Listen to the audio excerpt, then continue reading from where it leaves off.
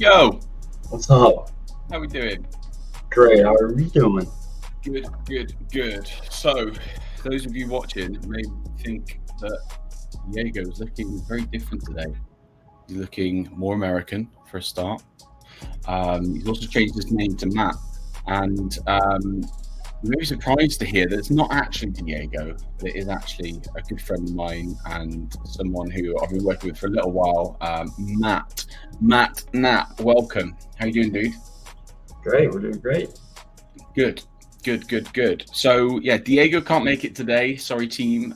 He is unavailable, unfortunately. So today we got Matt joining us today, who's gonna talk through we got some really interesting points to cover today, really, because the topic of today is the top 5 mistakes that every new trader makes.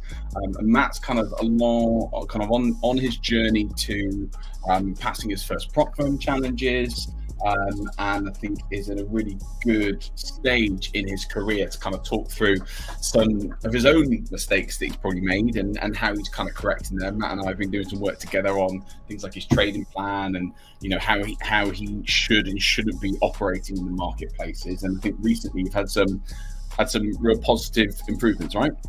Correct. Yeah. So I think the areas that I want to cover today in terms of the top 5 mistakes that traders make, I think Matt can really kind of add some gravitas to and help you guys watching. Hopefully, you probably won't, how to word this, you probably won't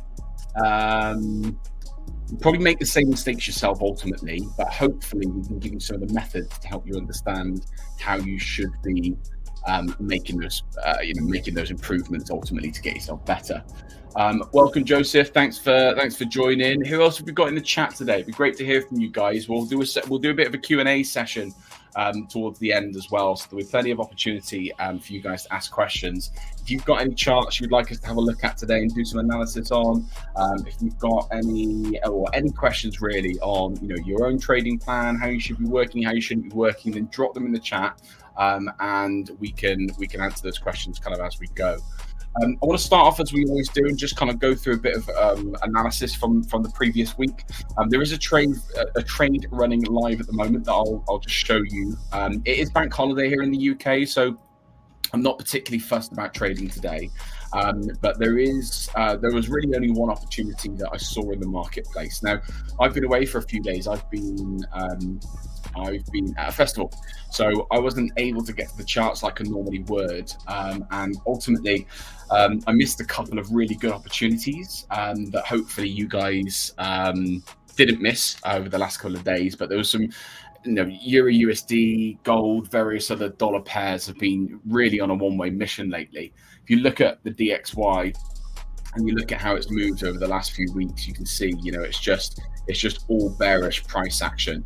And yes, there were some bullish pullbacks available, but as you can see from, since 1st of July, really, this market has been bearish, and there's been, other than kind of minor pullbacks, kind of slight ranging markets, there's not really been much else that we could have done with this marketplace, which is good and bad. It means that if you were trying to catch reversals, you probably got stung a few times.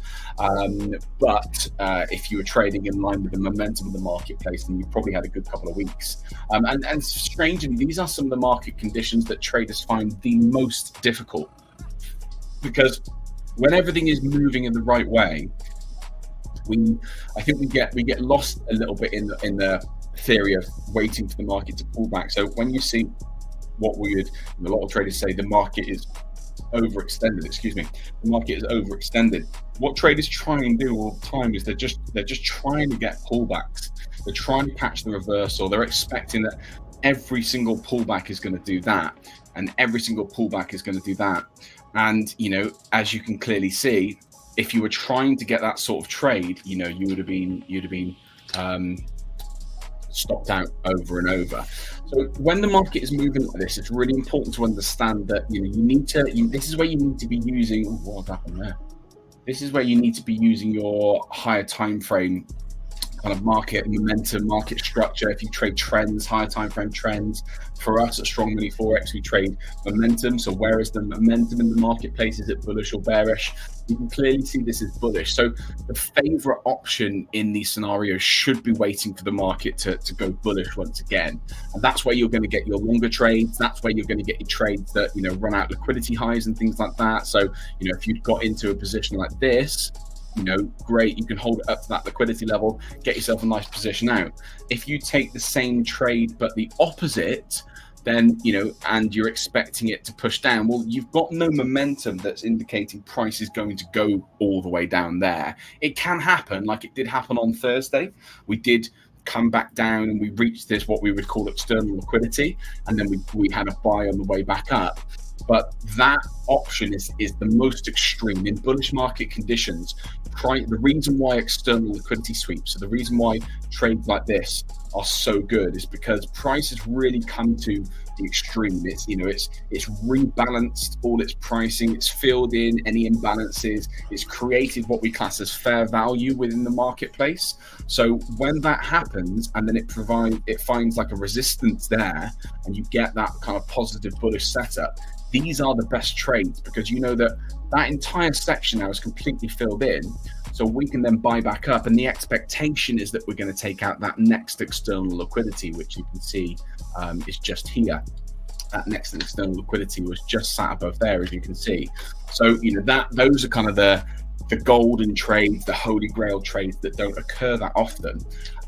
But you need to understand that when the market is moving like this, and you see little moves like this, like we've got this pullback that's happening right now, I'm not looking at that and expecting that to go all the way down here. If it does, great. I'll happily take a trade off the back of that.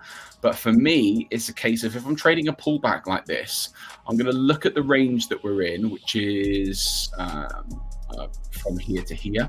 Okay, I'm going to look at where equilibrium is. Now, let me just get rid of these weekly levels so you can see the chart a little bit clearer. I'll just tidy it up a little bit for you. So equilibrium of a range is the first level we should be expecting price to reject ultimately, because we want price to be rebalanced, right? We all understand inefficiency in the marketplace. We all understand premium and discount. Well, discount starts at that 50% level.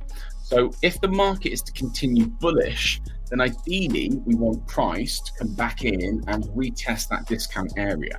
So I would be taking, if I'm trading counter trend like this, I would be taking basically 80-90% off this trade at that equilibrium level.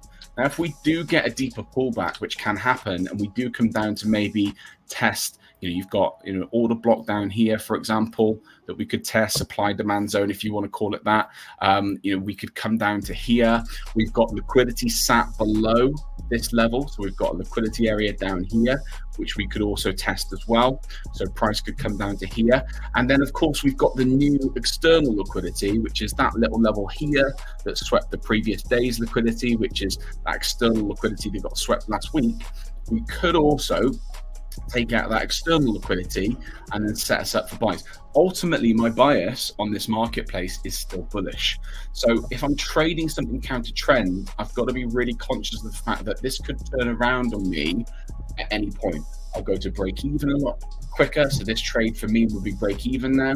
I go to break even a lot quicker. And if it does, because it doesn't have to. Remember, there's liquidity sat here as well. Okay. It doesn't have to come back down into 50%. It should do, but it doesn't have to. It could literally, if we're really bullish, it could literally just do that now. And, I don't want to be caught with a full stop, because I know I'm trading against the momentum.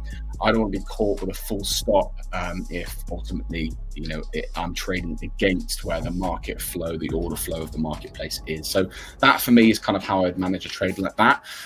This is a really simple concept, and we did a lesson on this with my students recently about internal and external liquidity. Okay, when you're looking at markets like this, what's ultimately happening is they're seeking out liquidity levels. So this is a really good example. Okay, we've had price create a bullish range here. Okay, low to the high. As you can see, it's come back in and perfectly tagged our discount area. That's why when we're trading counter trend, if I was in this sell position, for example, I would be looking at most of my profit coming off at that 50%, because as you can see here, perfect example, it's taken that little bit of liquidity out, tagged into the discount, and it's immediately rejected, continued that new bullish range and created this new bullish range. Okay, when we've got an acknowledgement that that's happening and we've got this continuation, for us then we can look at our next liquidity target, which would be the external liquidity level. Okay, which then we can get a nice trade up to external liquidity level. That's now a much more confident trade. I've got much further to go. They're much bigger target for me, better risk to reward. These counter trend plays, they're high risk at the end of the day.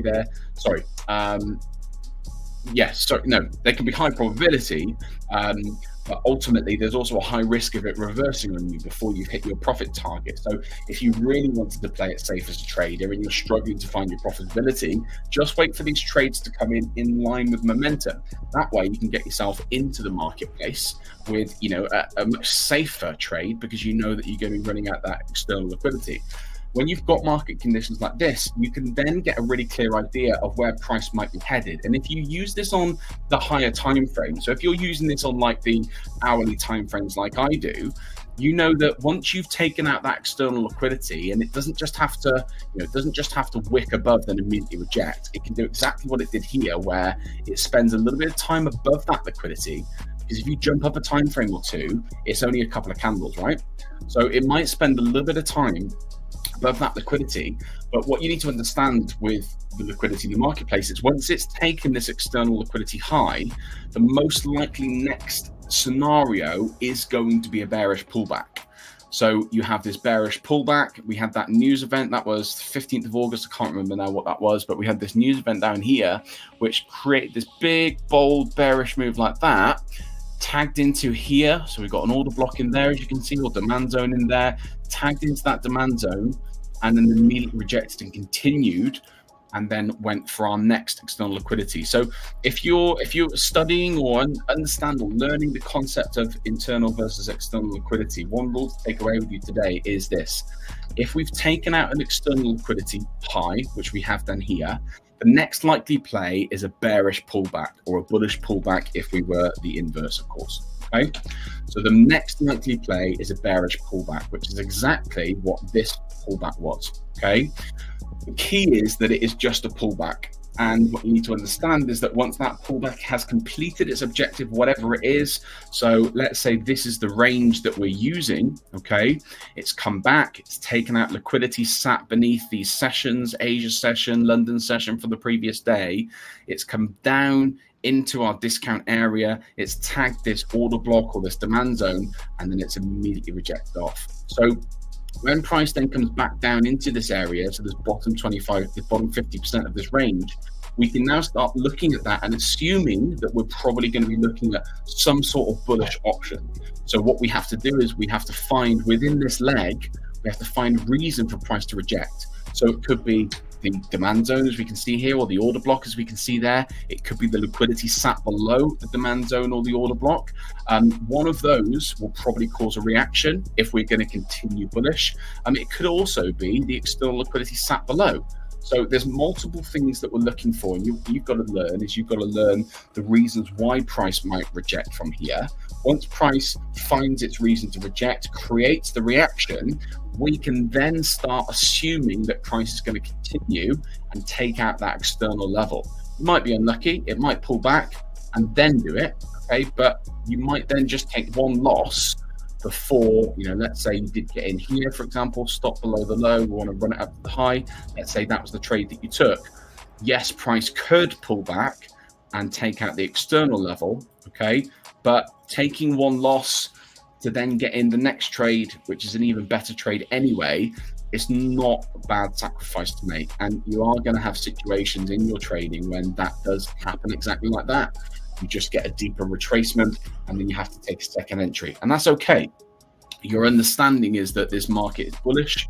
We should continue bullish. It's only bearish when it shows me it's clearly bearish and shows me we've got higher time frame bearish structure. And even then, it may just be, a more complex pullback to some more liquidity down here.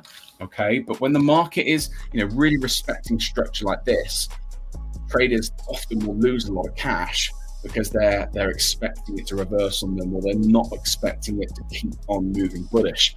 Really, really simple hack that I would ask all of you to follow is, if the market is showing bullish momentum, look for bullish setups. The likelihood is that you'll probably come off better than if you look for reversal setups.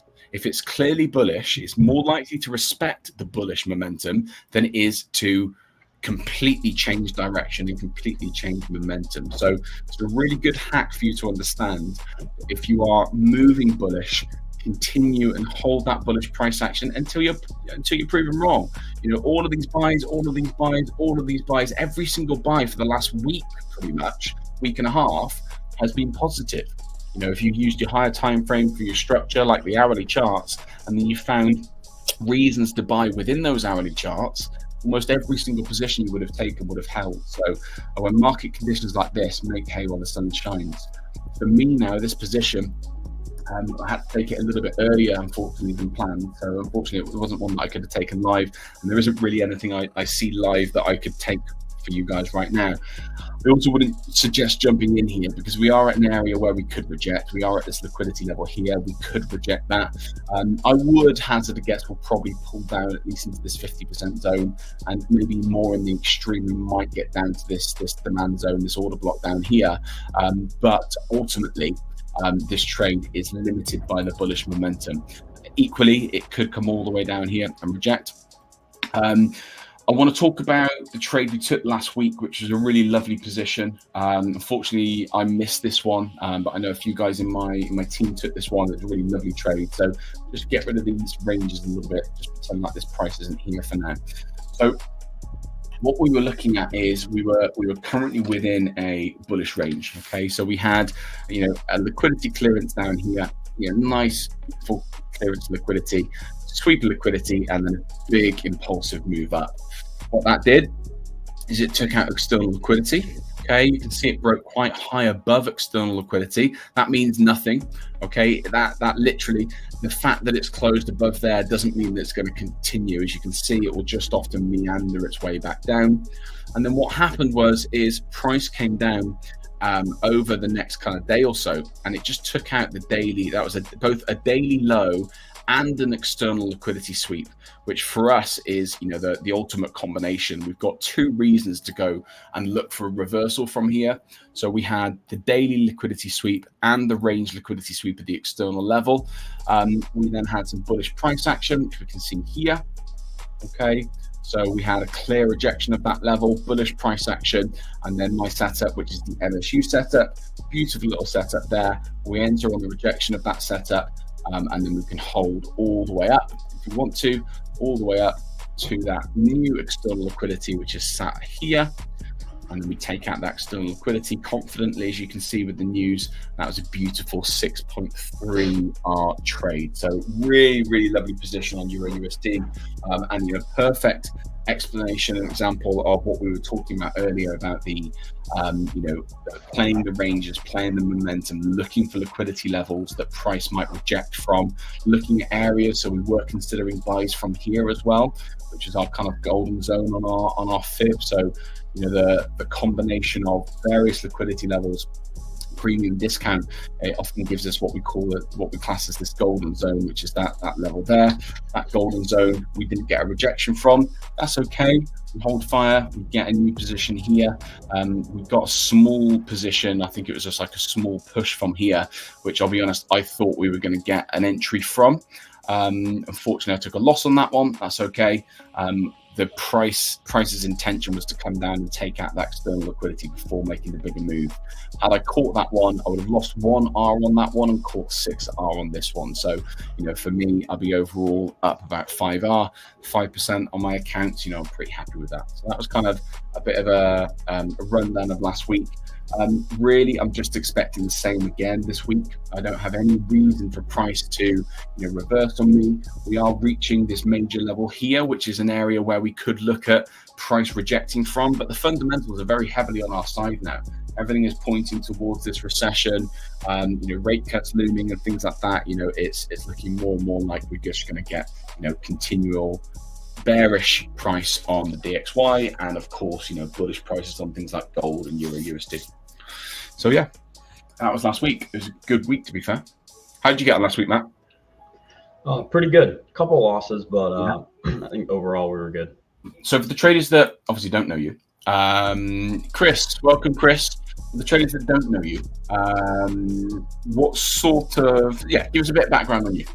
Who are you? So my name is Matt. I'm 23 years old. I got into trading around 2021, kind of like after COVID, so I was a little late. But yeah, I got into trading, and I assumed it was like a get rich quick scheme. I saw it all over TikTok or YouTube and stuff like that. So started learning it, and I thought I could make a shit ton of money, and that was not the case. I never put real money in, but it was I just couldn't understand it. I didn't put the time into it. Yeah. And then I got deployed with the military, so I kind of left trading. And then I got back, realized, hey, I forgot about this. Let me pick it back up. So that was about mid-September last year. And then I think I joined the community around October, November. That's when I joined. But since then, it's been up and down the whole time. But overall up. So yeah, not profitable yet, but soon. We're getting there. Yeah. And so you've been doing some work on your trading plan recently, right? Correct. Yeah. How's that going? It's going great, man. I used to backtest, but I would say I kind of cheated when I would backtest. It was, oh, I wouldn't take that trade, or, oh, no, yeah, I would have taken that trade. This is why. And then I would backtest a little and then not a lot. Just cheated it. But recently I've been full on backtesting, going over every little trade, journaling it, setting rules, and it's been great since then. Good. What are you using for backtesting at the moment? I just use TradingView. I used to use FX Replay. Yeah. But I stopped using it because I stopped backtesting, and so I just canceled my subscription there. But just TradingView for now. I think some of the best backtesting you can do though is just like market analysis. So I personally find things like FX Replay, whilst they are very good tools, very comprehensive tools, I find them quite difficult.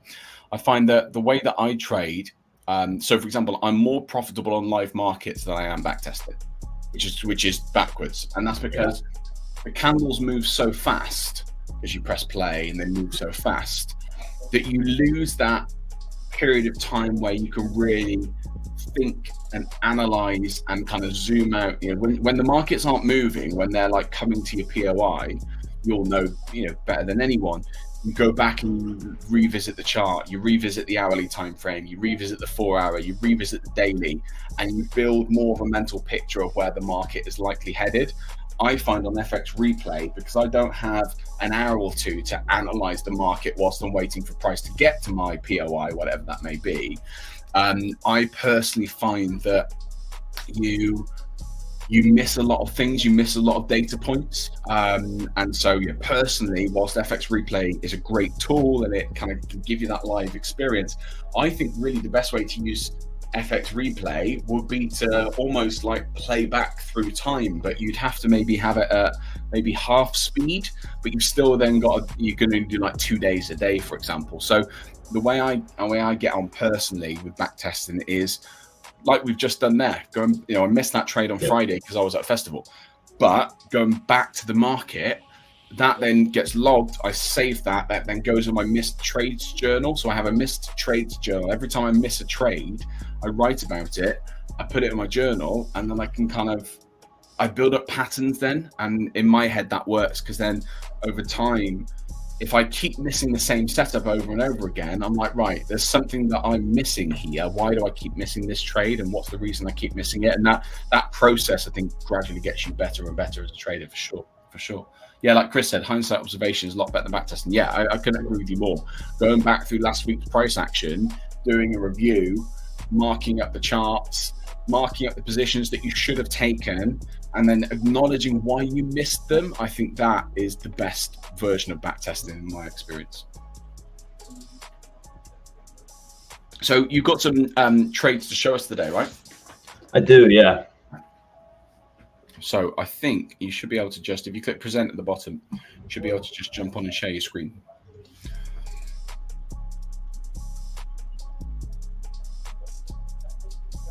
and then we'll spend some time talking about these top 5 mistakes every new trader makes. Because I think we'll be able to summarize the session really nicely with the top 5 mistakes. I've kind of the top 5. I think I've got my own top 5. I think everyone's got slightly different top 5s. Hang on, Matt. Are you ready to go? Yeah, I'm ready. I got it. Just let me know when we're good.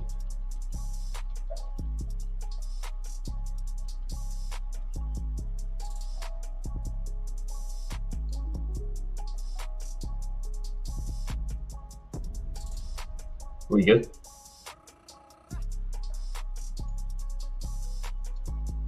I don't know what happened here.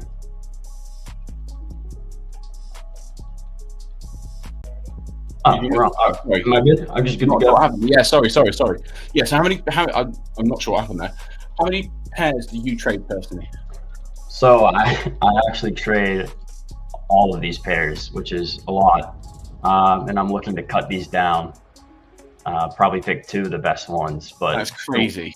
The way I trade, how do I learn? How do you manage all of that? I'll come into the market and pretty much I go through every single pair. I'll analyze them. If it doesn't look good, choppy or whatnot, if it's not what I'm looking at, I just don't even revisit it, and I'll just flag the ones that I like. So yeah. I'll go through, mark them all, flag the ones I like. I'll then revisit those, see where we're at. And then if I realize, I don't like that, I'll just get rid of the flag. And that's how I narrow them down. And then I'll change the color on them. If this was like, oh, this one's has a better setup or it might hit, then I'll change it to a different color. Yeah. It does get a little confusing, which is I'm trying to narrow them down to which ones I like. I think you definitely should do that. So I would personally say that was one of the things we were going to discuss. Yeah. Is one of the mistakes I think traders make is they try and trade too many pairs. Like, what sort of trading? So in terms of you and the trading time frames that you use, you're like intraday day trader, right? So you're using like the lower time frames, the minute time frames to get yourself into a trade, right? Yeah, I think I use the 3 minute to the like max 10 minute to get into a trade. Yeah. So it's almost impossible to accurately manage, and you've probably had experiences where you've taken one position, it's failed, and you found a similar position on another pair. Like I used to do it with EU and GU all the time. I take EU, it would fail, then I would force the position on GU and it would fail again, and I end up with 2 losses on basically the same trade. So I think if nothing else, you need to pick if you're trading, for example, EU and GU, you've got to pick one of those and stick to it. If then you're trading, I don't know, EJ and UJ, you've got to then pick one of them as well. And, if I feel like if you have too many pairs to manage, it will cause more confusion than it's worth. Like there's so many opportunities on these charts anyway. I can operate quite well with just one pair. And that, I think that's part of the journey really, is that cutting this down, maybe start with half, see how you get on. I would personally say you need to go down to like 1 or 2 pairs and get really good on those 1 or 2 pairs. But you may not want to do that yet. That may be too much of a leap. So possibly cut the list down by half and see if your trading results improve. But when I say cut them down, literally get rid of them. Like don't put them in the list and then go and check them. You just got to delete them. And I would start with really exotic crosses, because those are the ones that usually get the worst spreads on. The ones that are more likely to, let's say you're holding overnight, are more likely to wick you out when the spread hours come in, things like that. So the really exotic ones, like looking at things like, I don't know, Euro NZD, for example. Or I say Euro GBPs for me at least. I don't know why that one. I don't really like that one. That's a difficult one. It's really hard to use EU and GU as a confluence as well. CHF JPY, like that, the spreads on that will be massive. So there's some in there, the more exotic pairs that I think you can get rid of. Stick to your majors for now. So like your major yen crosses and your major dollar crosses. So you can keep Swissy in, like USD CHF. You can keep your Swissy in. You can keep USD CAD. But anything else with CAD and anything else with CHF, I'd be getting rid of that, because those are the ones where you're going to have more choppy price, you're going to have worse spreads, things like that. And that that little tweak in itself might just allow you to focus on these charts. Because for me, the way that I like to trade, I like to have a really clear, like I can picture exactly in my head now exactly what Euro USD looks like, and I can picture exactly what the gold chart looks like. I know exactly where it is in the market. I know exactly where I want it, although I've got alerts set, I know exactly where I want it to go so that I can then look for setups and opportunities. And you kind of want to have that level of analysis locked away in your head, and it's almost impossible to do with this many pairs. So I reckon cut that down, that would make a massive difference. Yeah, and another thing that's kind of helped me as well is so I do have a lot of opportunities throughout the day. Yeah. Sometimes I might not get any, but I have forced trades because there's so many that I do watch. One thing has been helpful is one trade a day. That's my rule. I take one trade a day. Good. Yeah, well, that's good. Yeah, that's definitely good. So therefore, then I kind of narrow it down to, okay, I have maybe 3 setups right now. Which one do I think is the best looking and maybe the one that might run me the farthest? Yeah. That kind of allows me to do that. But if I break my rules, then it doesn't really matter. But yeah, I am looking to cut this list down probably in half. And then from there, back test a little more, get more data, and then cut it even further. Pick the ones that move the best for me. So. And that's moved on really nicely to one of the other points that I was going to make today about over trading. So I think having a rule of one trade per day is a really, really great rule to have, because it teaches you to be really selective, right? You have to pick the best one.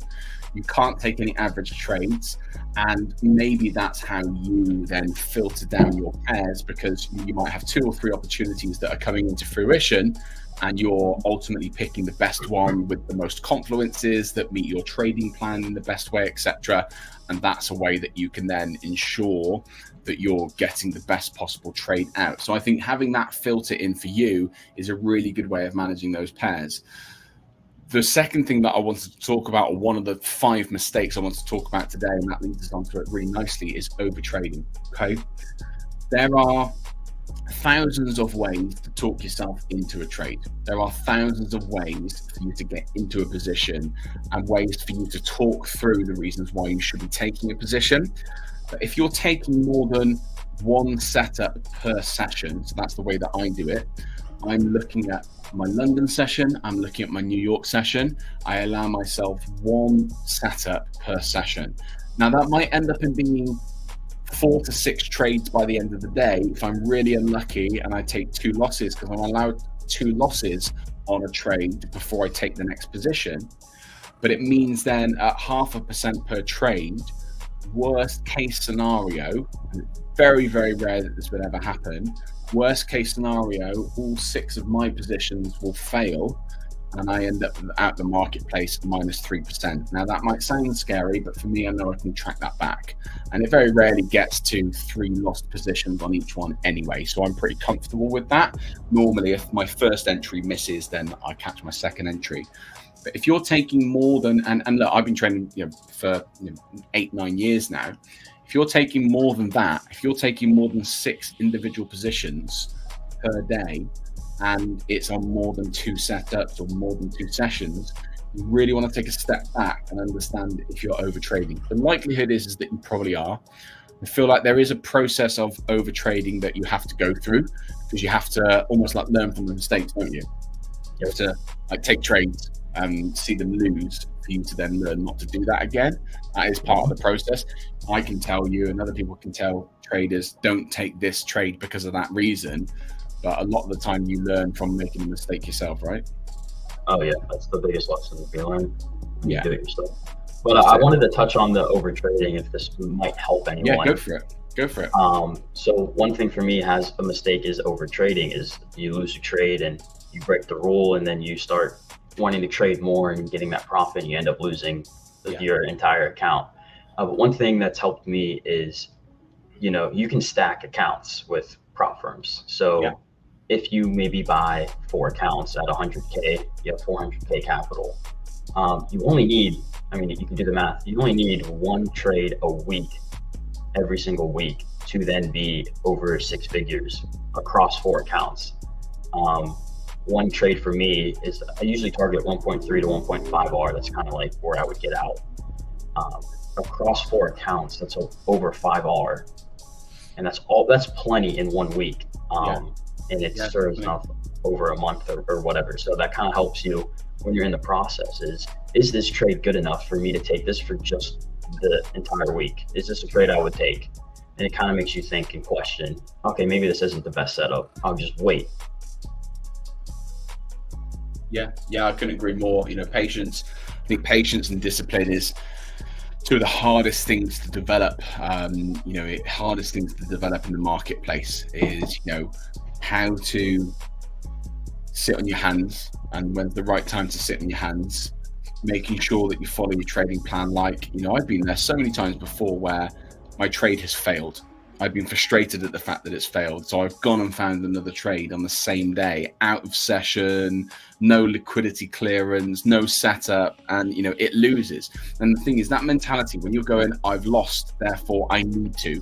If you're going, I've lost, therefore I need to, then that you're probably going to lose again. And the real big issue with that is that in the rare times that mentality works, as in you take a loss and then you revenge trade and it ends up covering your losses, sometimes cover your losses and then some.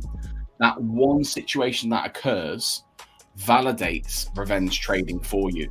So psychologically in your head, you're then searching for that feeling once again. You're searching for that validation that actually, if I revenge trade, it makes all my losses go away and it actually gets me some profit. So the next 3 or 4 times that you lose a trade, you'll do the same thing. And by doing the same thing, in most of those scenarios, you're going to lose again. That's the thing that you've got to understand, is that if you're revenge trading and your setup isn't there, it's not at the time of, for me, I have a time of day I want to trade, I have a specific setup that I'm looking for, a specific entry model. When I've revenge traded before, 9 times out of 10, I'm not following that process, I'm not following my checklist. The issue with that then is you end up losing. So 3 or 4 times down, you end up losing. You're then at a massive loss when actually, if you hadn't taken that first revenge trade that won, you'd probably be in a much better position, because by taking that revenge trade and it winning, it teaches you to continue to revenge trade. But 9 out of 10, 8 out of 10 times, it's not going to work. It's not going to work. You've got to be so disciplined in this game to follow your trading setups. If the trade loses, the trade loses. And just accept the fact that some of your trades will lose. It's not that you've done anything wrong. It's not that there's something wrong with your strategy. It's just that you're playing an edge, right? You've got, hopefully, if you're trading in live markets, you've got data to show you that your trading strategy works out 60 or 70% of the time, right? So 3 or 4 or maybe 50% of the time. So 5 of your trades out of every 10 are going to lose. So that's okay. You need to accept that that's the cost of doing business. That is the price that you pay for the wins that you make. You're going to give some money back to the marketplace. That's okay. Move on to your next session. Move on to your next setup. Move on to the next day. Move on to the next week. Revenge trading, which will then cause you to overtrade, I would say is one of the biggest mistakes that new traders make. And if you can learn that it doesn't work sooner rather than later, and you can learn to stay on top of it sooner rather than later, the better. I think it's funny you said that. You hit the nail on. It's exactly what happened to me a couple weeks ago. I had followed my rules, came in and did everything I needed to do. I grossed 7% in about a week and a half, not even. And I was on top of the world. And I took a revenge trade because I shouldn't have lost my initial entry. Yep. And I won. I won on that. Yeah. And so the next time I lost a trade, instead of just leaving the market, maybe it was a bad day or just the setup wasn't the best that day, instead of walking away and being down 1 R, I then proceeded to revenge trade and I was down 3 R for that day. And then the next time I lost a trade, I revenge traded again. And I basically blew the 7% that I made in a week and a half in 3 or 4 days. And that's just so easy to do. The breaking your rules. It's kind of like a domino effect. Once you break the rule, it just leads you to keep doing it again and again. So eventually you're like, well, I've already lost this. Why not just keep going? And then it just doesn't lead anywhere good. You develop that, like that effort attitude, don't you? Where you just like, well, F this. I'm just gonna trade how I feel now. And you forget that you traded in a particular way to get you to that point. You traded a particular strategy with strict rules in place to get you where. It just so happened that when you made that 7%, you were probably following your strategy perfectly. And when you start losing, and the frustration with that is, and I've been there, I was there a few months ago, where I had a really good run. I got to about 9% on a new challenge that I was doing. I ended up blowing the account because I felt like, because I had such a positive run, I shouldn't lose. Like, because I'd had so many wins in a row, why is that trade lost? And why is that trade lost? But actually, if you take a step back and you look at the numbers, I'd won, say, 10 in a row. Well, at a 60% strike rate, or let's keep the math simple, at a 50% strike rate, if I've had 10 wins in a row, technically I'm due 10 losses in a row. To make my strike rate the same 50%, technically, if I have 10 wins, I should be getting, probably the law of probability says that I should be getting 10 losses in a row before I take my next win. So actually taking 2 or 3 of them before I take my next win, that's not too bad. And, I think it's that pride, I think it is, that arrogance that I shouldn't have lost. I've done my 7%, therefore I should win again. And then you take the revenge trade, it works. So you're like, oh, phew, well, as long as I do that the next time I lose, I'll be okay. And as you quite rightly said, Matt, 2, 3, 4 trades down the line with a revenge trade on each one, and probably multiple revenge trades, I know that happens quite a lot, you then end up eating into all of your profit. And then you get that effort attitude where you're like, well, my profit's gone now, I'm back to break even, so what's the point?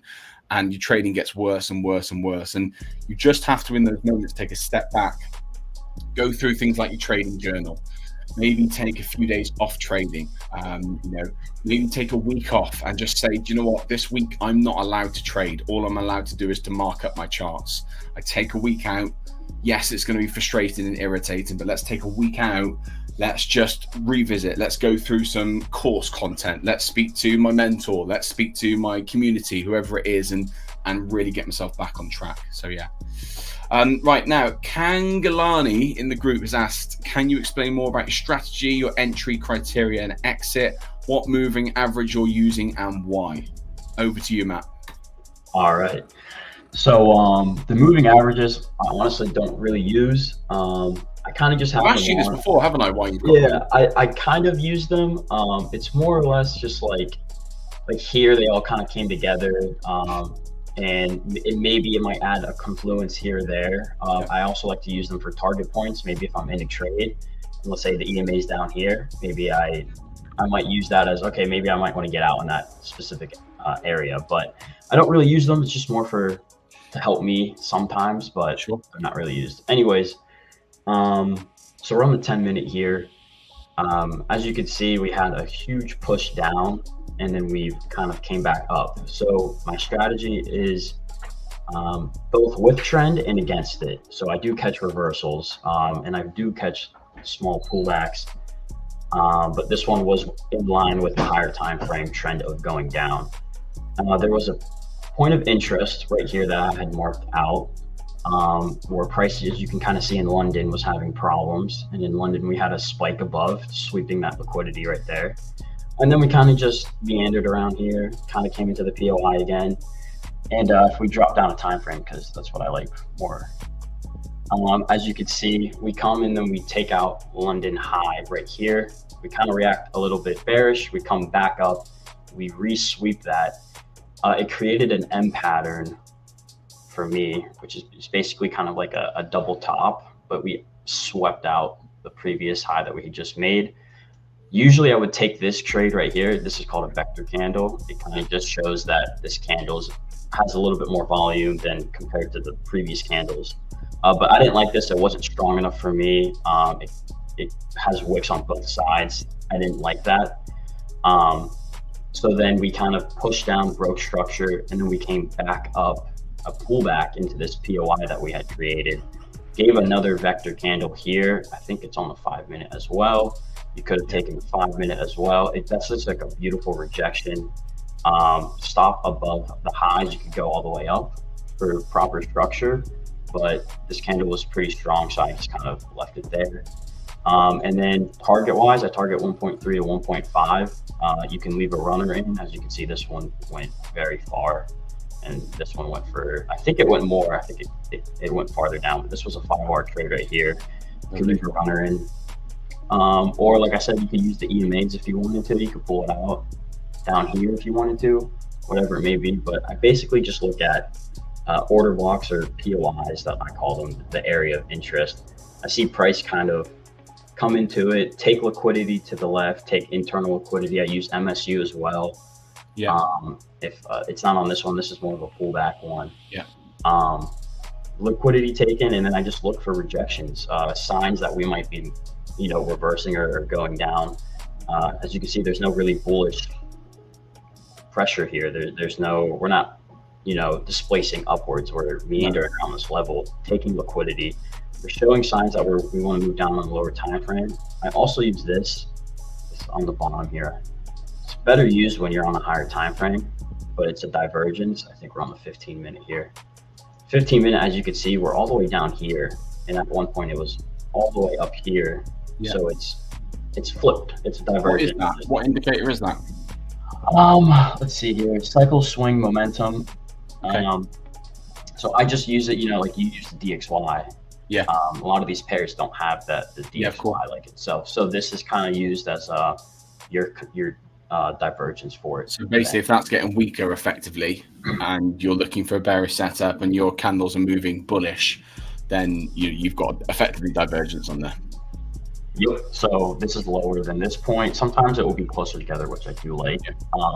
But yeah, price was all the way up here, but yet this was lower, and this is lower on here, but this is higher. So it's a divergence, indicating we may be going down. Again, that's just added to everything else that has to go on. Question for you, Matt.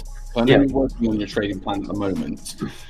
Do you have different profit targets depending on whether you are in line with momentum or counter trend? I actually haven't done that. Okay. So have any time frame for me? Yeah. Okay, so very clearly we've got a bearish market. You've quite accurately found a sell setup within a bearish market. What's the most recent range on that? Is it a 15-minute range? Was it 30? Not really anything, is it? It might be an hourly. No, yeah, it might be an hourly here. Not made a very deep retreat. Yeah, it is an hourly range. Made a very deep retracement. So the only thing I'd say, so I know that you normally aim for 1.3. Now, I think if I was going to make any tweak to your trading plan, one of the things I would be doing to that is I'd be saying, right, if I'm in line with momentum, then my target can be my external liquidity level. I don't think I can draw on your chart, can I? No, I can't.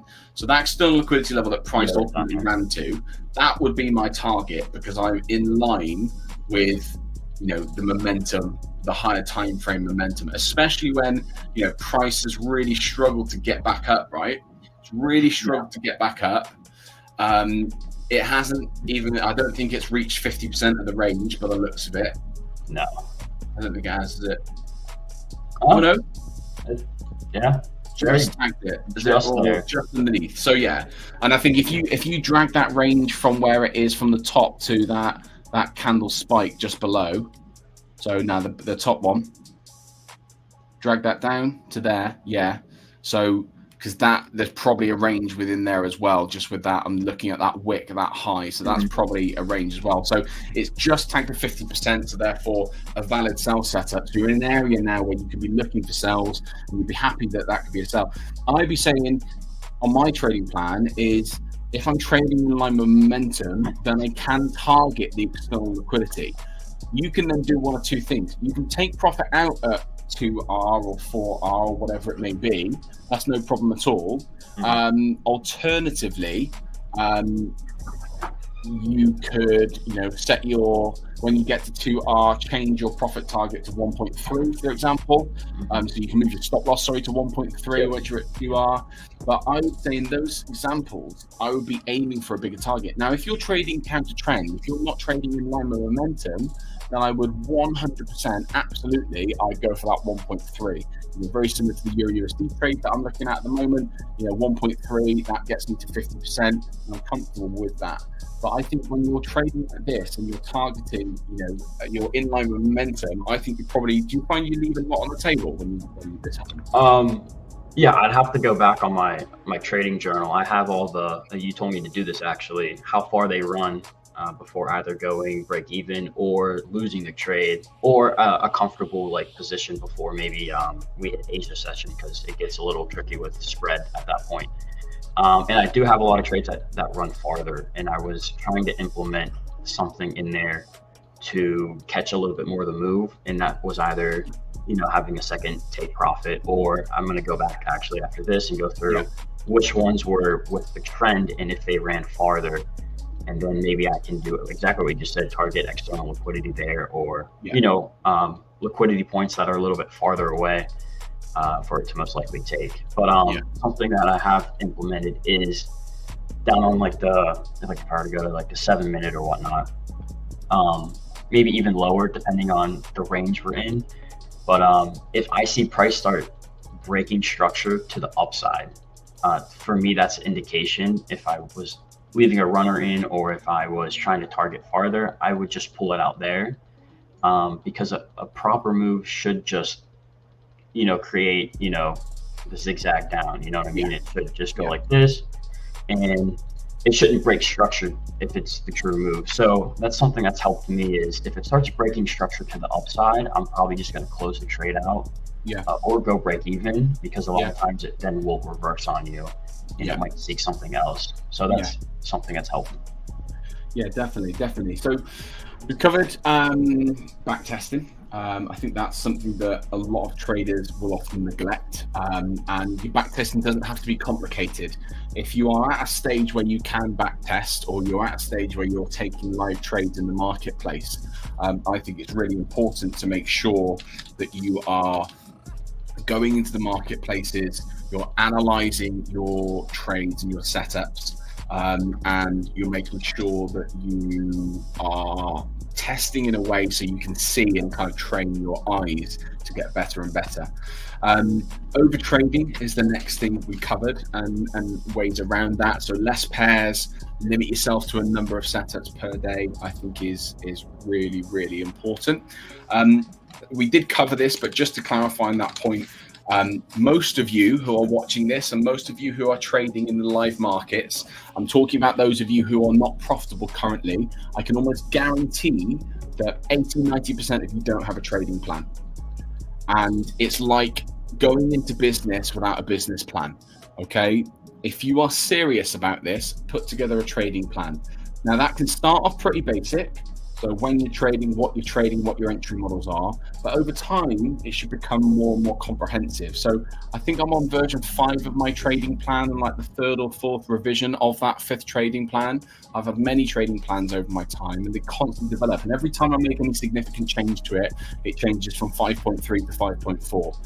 If I've changed a strategy, for example, or if I have a complete overhaul of the way that I'm trading, it changes from 4.9 to 5.1, for example. And it just develops and deepens and gets bigger and better all the time. I'm on a trading plan now that I personally feel is my best trading plan I've ever had, but I'm sure it'll develop.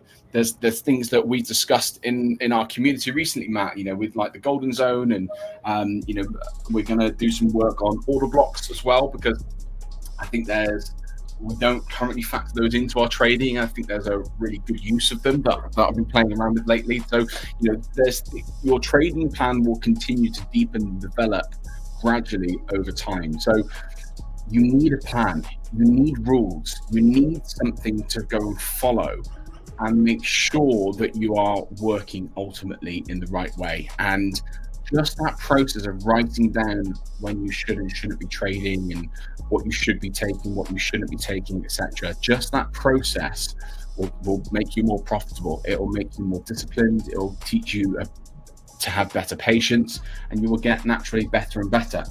Now, I think, Matt, you're going to go through, we've got a bit of time left, so I think you're going to go through your journal with us. So the second thing, so we've had back testing, we've had over trading, we've had trading plan. And I think the second thing, one of the most important things that I neglected recently and really noticed how much of an impact it had on my own trading, is not journaling. Journaling is your time to take a step away from the marketplace, understand what you've done right, understand what you've done wrong. And by repeating that process on a daily basis, if you're trading every single day, by repeating that process on a daily basis, you will naturally get better. It's like doing drills, okay? It's like if you're at football and you're a professional footballer and you've got a big game coming up where it could go to penalties.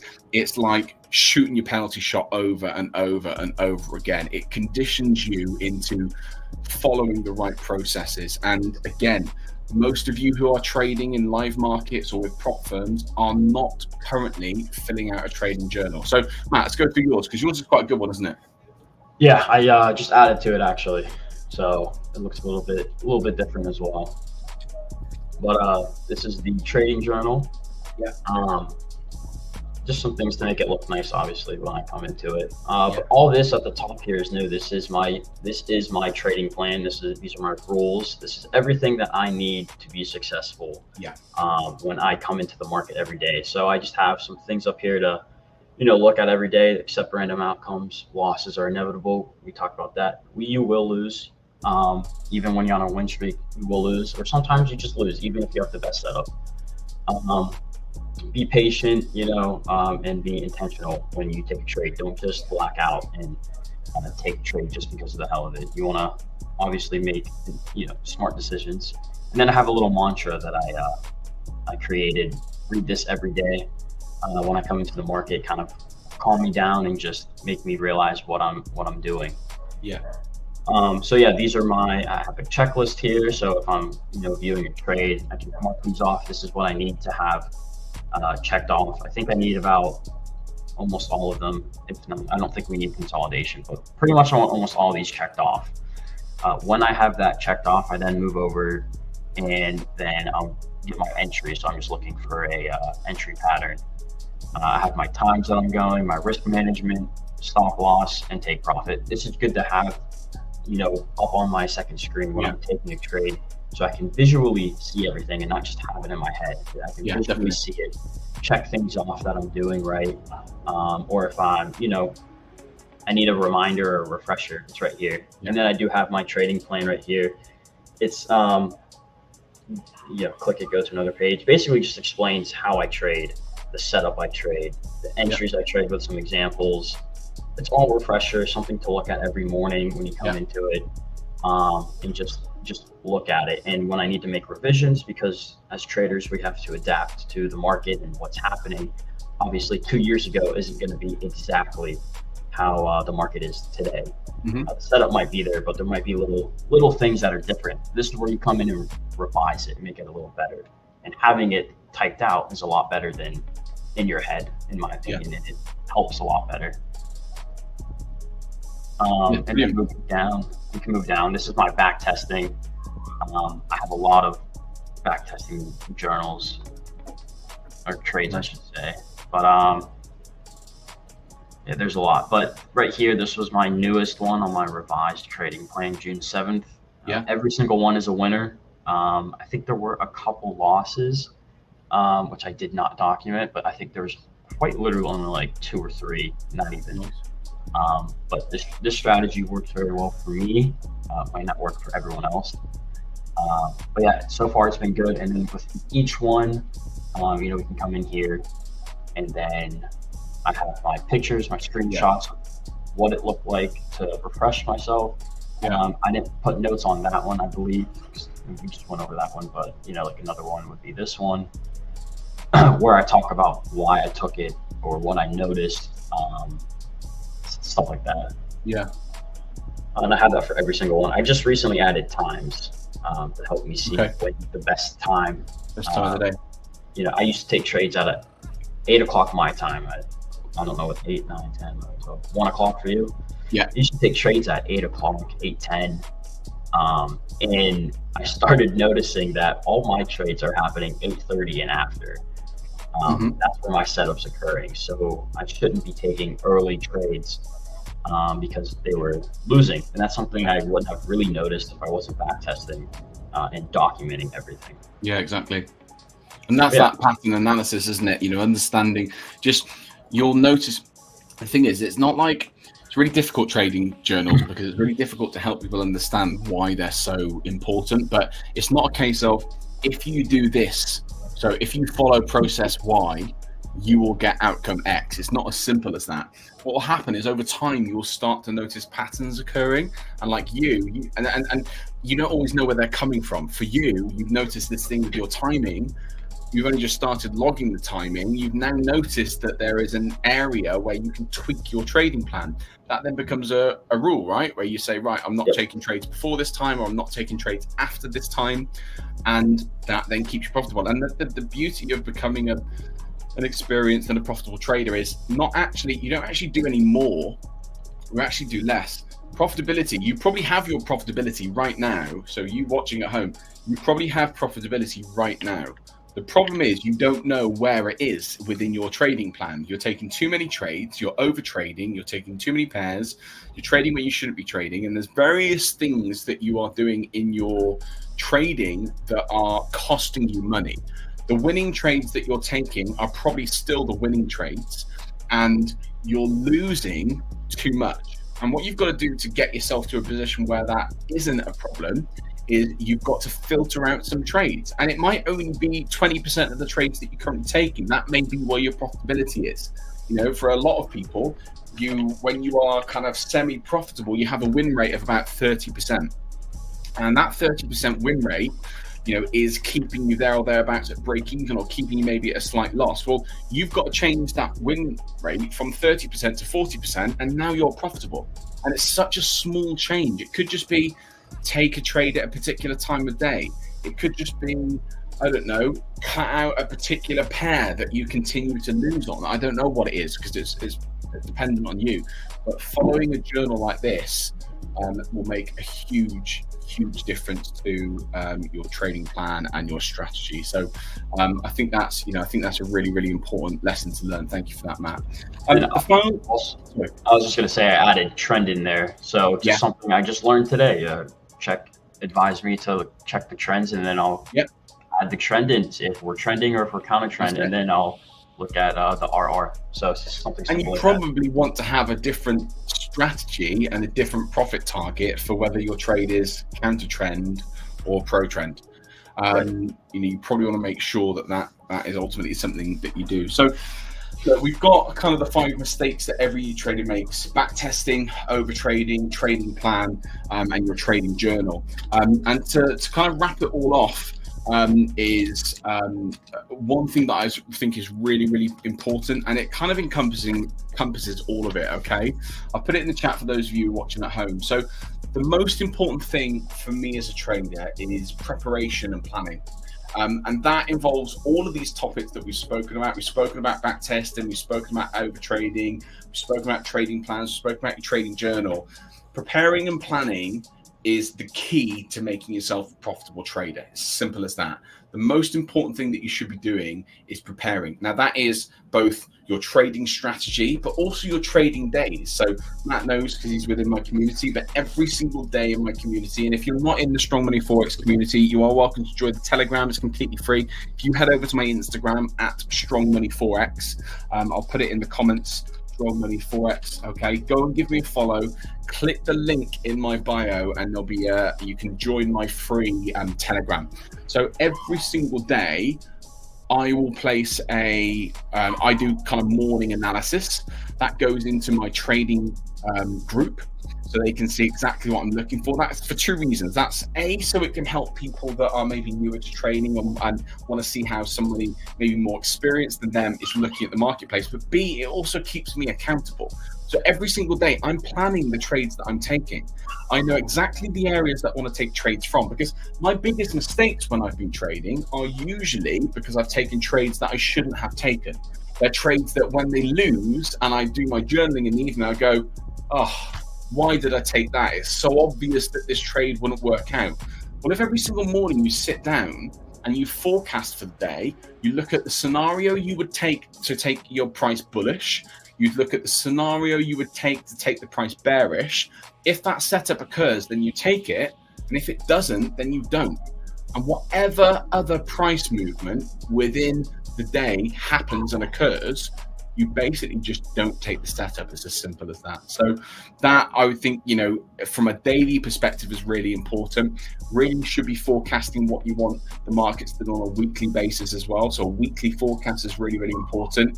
And then you go into the daily, very similar to like your multi-time frame analysis. You look at your higher time frame first, see where that's headed, then you drop down to a lower time frame, the lower time frame. Same thing applies really. Once a month, do a full monthly analysis. Where do you think price is headed? Why do you think it's headed?